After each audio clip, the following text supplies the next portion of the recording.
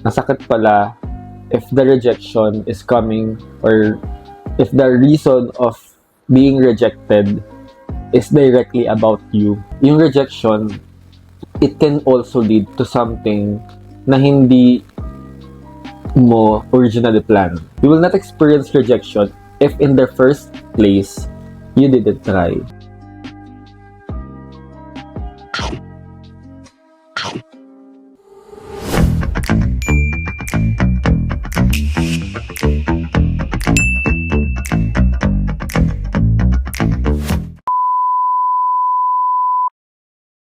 Hi friends!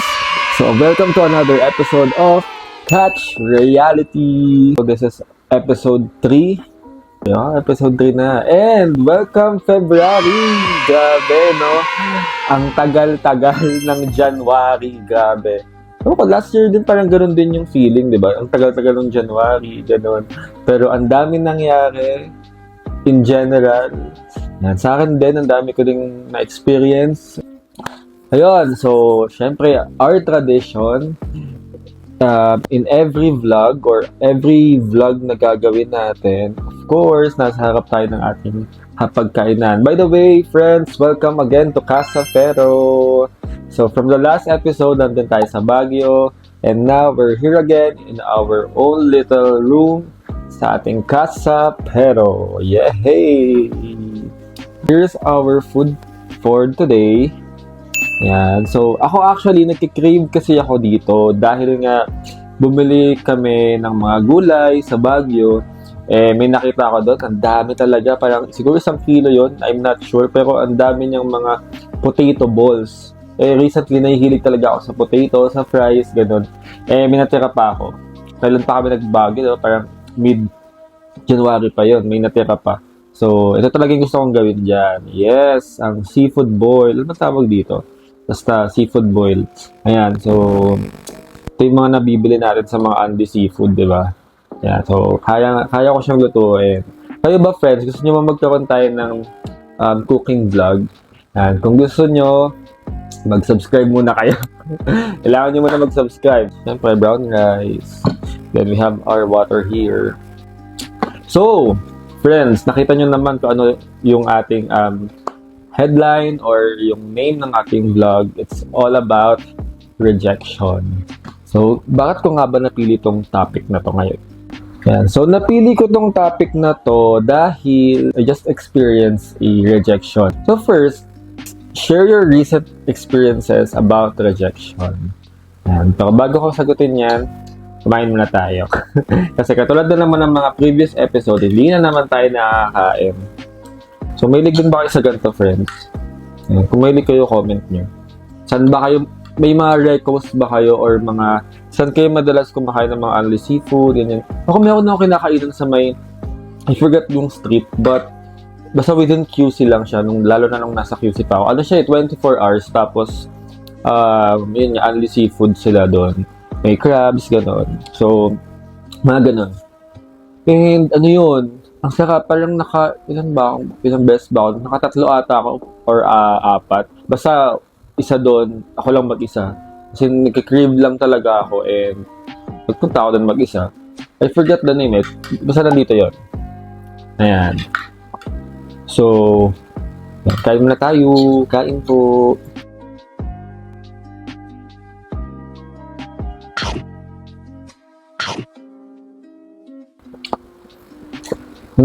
Harap. Yung point pa lang na, diba, nagbibigay kami ng flyers sa mall or kung saan man kami may booth. Tapos di nila tanggapin. Rejection na yun, diba? Rejection na yun for us. Sometimes, lalo na nung bago pa ako, nahihiya ako. Parang sama-sama loob ko or mabigat yung feeling kapag feeling mo, yung bibigyan mo ng flyers, positive. Umaasa talaga ako na makukuha ko. Kumbaga, andun kailangan mo na talaga maging confident na makakapasa ka, syempre. Kumbaga, kakibat ng confidence na yon, you need to prepare. So, I prepare a lot. I bought new suit, kasi wala akong akma doon for the application Bumili ako ng bagong sapatos, ganyan. Hindi lang yun. Syempre, nag-ayos ako, nag-prepare ako physically, nag-exercise more, And then, on top of that, syempre, I prepared also for the interview na nag-review ako about PAL, sa company, and yun the usual na mga tinatanong pag-interview. Kasi, that was my first interview after ko mag-resign sa previous job ko. Yun, pero yun nga, I got rejected, and nung una, parang tanggap ko naman. And hindi pa siya ganun kabigat. Pero nung nasa bahay na ako, siguro right after, siguro afternoon, kasi 9 o'clock yung schedule ko eh. Tapos, parang natapos na yung sa akin after ko mag-reject, parang 10:30 na eh. Parang mabilis lang, or 11, mga ganun. Kinabukasan, dun ko mas na-internalize na nasakit pala if the rejection is coming, or if the reason of being rejected is directly about you, or about what is lack about you. Gets nyo ba? Parang, pwedeng kakulangan mo. Kasi yung sa rejection ko sa work, hindi naman lahat ng reason is about sa akin. Diba? Pero yun, hindi ako nakapasa dahil nga may kulang sa akin, which is nga yung height ko. And before, insecurity ko din yung height. Pero na-overcome ko naman na siya. Pero yun, alam mo yun, yung parang na-overcome mo na siya, pero when reality hits, alam mo yun, parang masakit siya. I mean, nakakalungkot. To be honest, nalungkot talaga ako noon. And I tried to work, I tried to move forward agad, tapos dapat magpaplano na ako para sa business ko, anong dapat kong gagawin. Kasi natigil ko din siya eh. And then, yun, magko-content na dapat ako ulit, ganyan. Sorry. Pero hindi ako makagalaw, hindi ako makakilos, I mean, hindi ako makapag-isip. Pero gusto ko lang magpahinga, gusto kong humiga. So, ganun yung naging effect nun sa akin. And, mabigat siya. Pero it's okay. I realized na kailangan ko siyang pagdaanan. Kailangan kong maintindihan ano ba yung feeling ng ganun, na-reject ka because of what is lack about you or from you, ganun. So, ayun. Next naman natin tingnan, what happened to people after being rejected? Alam naman natin diba yung mga kanya-kanya nating rejection. So, let's check first sa Facebook. Ano ba yung mga nangyayari after ma-reject ng isang tao?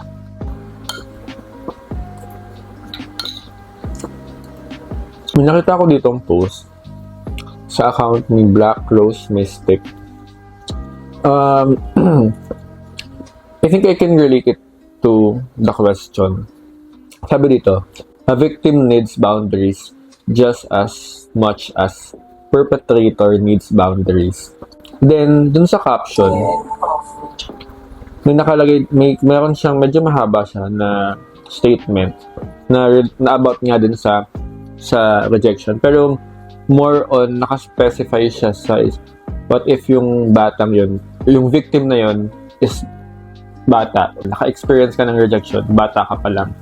And, based sa statement, isa lang yung sinasabi niya. It's about, it will lead you to fear. We all know naman this na one cause of being rejected is fear. Especially sa mga bata, no? Siyempre, hindi pa nila kaya may handle or hindi pa ganun ka wide yung knowledge nila in handling rejection. And possible na talaga nila na madala yun in the future paglaki nila. Kaya siguro may mga fear tayo sa iba't ibang bagay. Hindi ko alam kung anong specific, pero it might be because nagkaroon tayo na experience before na na-reject tayo. Kaya fear tayong mag-take risk, fear tayong pumunta sa madaming tao, or fear tayong kumausap or mag-open up sa ibang tao kasi baka may na-experience tayo before na gano'n. So, kaya sabi dito, a victim needs boundaries just as much as perpetrator needs boundaries. So, kung ikaw man siguro yung na-reject or ikaw mismo yung nang-reject, tama ba? In that kind of sense, no? We need boundaries in a sense na we need to internalize kung ano ba yung na-feel natin that time. And, of course, aside from iniintindi mo siya mag-isa, ako, firm believer ako na kailangan mo din na tao magpapaintindi nun sa'yo. Check naman ako kay Instagram. Yan, kung ano ba yung mga nangyayari after ma-reject ng isang tao. And here's a statement. Sabi to pala ni Note Written PH. The hardest part of adulting is that you have to keep going no matter what situation you're going through. Life goes on with or without whoever or whatever. Maganda yun. Kung i-relate natin siya sa rejection, possible na kahit ilang beses ka ma-reject, no, you still need to go through or you still need to move forward sa pinagdadaanan. And that's the hardest thing about adulting kasi hindi naman tayo pwedeng tumigil, diba? Especially sa mga madaming responsibility sa family, sa partner, or kahit sa sarili, diba?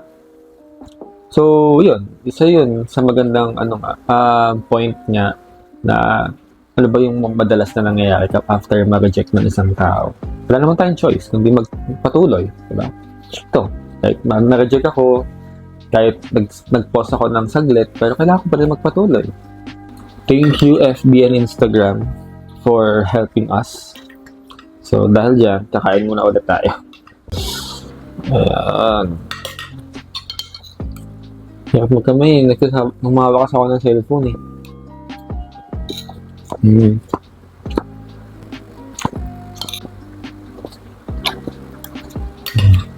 So next naman, how other people handle rejection. So tanongin naman natin si TikTok. May nakita akong post post ni Ayan Bernos. Way back 2021 pa. Ito pa yung time na sumali siya ng Miss Universe. Hello, this is your daily reminder that rejections don't have to be a bad thing. Of course, in the moment, rejections are gonna hurt and you're gonna be frustrated with yourself and maybe you're very disappointed. Sometimes you can even be angry. But I like to think that rejections are a proof that I actually tried. You see, every time I get rejected, that means that I put myself out there.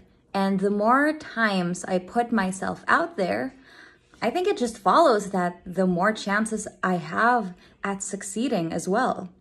So the next time you're rejected, instead of looking at it as a sign that you're not good enough, give yourself a pat on the back because you actually put yourself out there.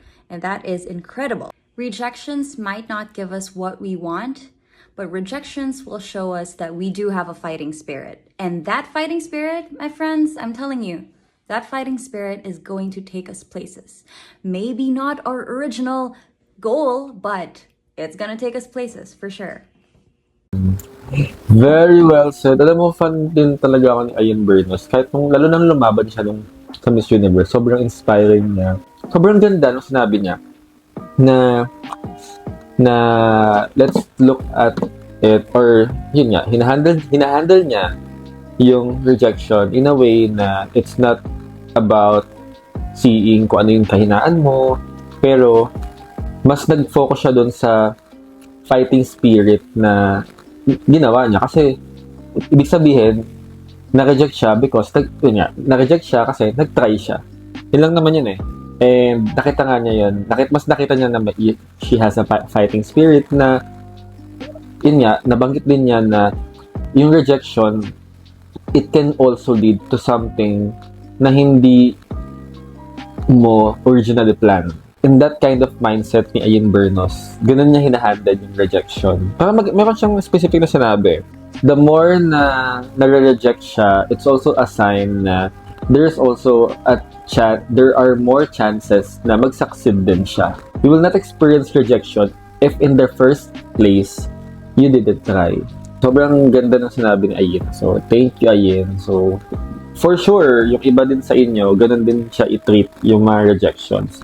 Pero, sabi nga niya sa umpisa, diba, it's really disappointing and possible maging angry ka pa, diba? And I think it's normal. So, from your positive corner, sabi niya, life is so much easier when you learn to accept disappointments as blessings in disguise. Got rejected? It wasn't for you. They don't value you. Other people do and will. Doors will close to protect you from things that aren't meant for you, my dear. Yun, tama. Diba? Parang ganun lang din, tulad ni Ayin. we need to look at it in a different perspective. Ako naman, I'm not invalidating yung mga, syempre, hasaktan ka talaga, pero the other way around, diba? You also need to look at it na it's just a redirection and blessing in disguise. Yun talaga yung magandang term doon. Blessing in disguise.